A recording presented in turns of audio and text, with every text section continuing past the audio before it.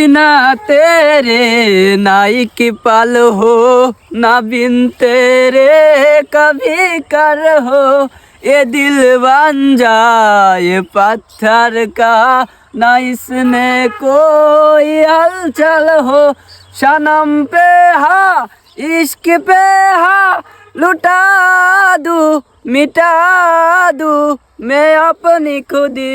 দেখেন আপনারা, সিয়াম হচ্ছে আমার গ্রামের ছোট ভাই, সে গ্রামেই থাকে।